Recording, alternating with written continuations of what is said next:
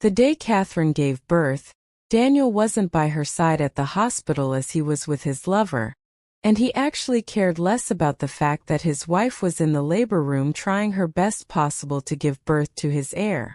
After the birth of Edward, Catherine could care less about Daniel's behavior as she had Edward as her companion.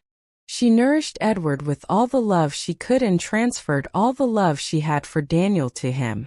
She and Edward were close and shared a strong mother and son bond. Years went by and Daniel hadn't changed his attitude towards his family. He loved neither his wife nor his son and only saw them as instruments to keep being in control of his father's company. Through the years, Catherine had Edward and Molie by her side, and she felt not the need to get Daniel's attention again. Molie too had gotten her dream lover whose identity she didn't disclose, and they had a kid together. Catherine tried meeting with Molie's man so many times, but Molie kept on bringing up different excuses which stopped Catherine from meeting the ghost fiancé each time she wanted to. On Edward's 7th birthday, Catherine's world shattered as the truth she never knew was finally revealed. She realized how stupid she had been for ignoring all the red flags, and not realizing that she had all along been deceived by the people she loved and trusted the most. That day she caught her best friend, Molie, and her husband cheating on her. While amid the birthday celebration, Daniel had excused himself to attend to an urgent call, but when he stood up and left, Catherine saw his phone, which was meant to be used to make the urgent call, beside her.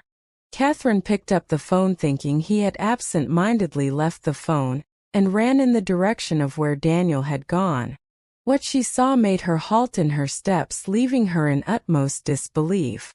There she was, Daniel and Molie hugging and kissing each other. She tried processing what she had just witnessed, and then everything began to fall into the picture. The lady Daniel was crazily in love with his Molie, and the faceless fiancé of Molie, and the father of her child is actually Daniel. She felt her heart breaking into pieces and she struggled to breathe, as she couldn't stand the level of betrayal she was seeing right in front of her. All she only tried to do was to keep the man she loved, hoping he would one day love her in return. But she never knew that day wouldn't come. As the reality of the betrayal sank in, Catherine felt a deep sense of hurt and betrayal, as though her world had been shattered. She felt intense anger and hatred towards Daniel and Molie for their actions, and as well as towards herself for ignoring the red flags, for trusting them completely and deceiving herself that she could make Daniel love her. The betrayal echoed in her mind, playing out the moments of realization and deception over and over again. The future she had envisioned with Daniel and their child, Edward, felt uncertain and bleak, leaving her feelings adrift and alone. "Catherine, is that you?"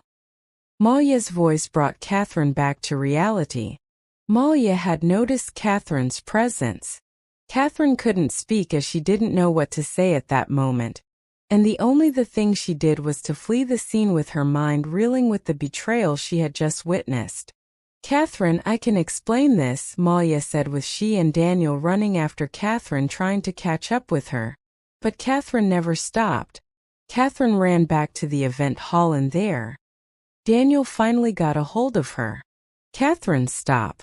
"I can explain this," Daniel said, holding Catherine from behind. At this point, the people at the event became suspicious and sensed something was going on. "What do you have to say? What can you say to justify the fact that you cheated on me with my best friend? And not only that you cheated on me with her, but you also guys have a child together," Catherine said in a yelling and angry voice, pulling away from Daniel's hold in front of everyone. After Catherine's revelation, silence filled the whole room, but whispers and gossips began to spread afterwards. "You need to understand the fact that I never loved you. It is what you know, no doubt. I was forced to marry you against my will. I am sorry, but the person I truly love is Molie. I am sorry if I had hurt you, but I think it would be better if we get a divorce," Daniel declared in front of the whole audience, including their parents. His response was cold and detached. You want a divorce? After several years of loving you and 9 years of being married to you? If don't even care about how hurt I would be, what about our son? Do you think Edward will be able to cope and bear the pain?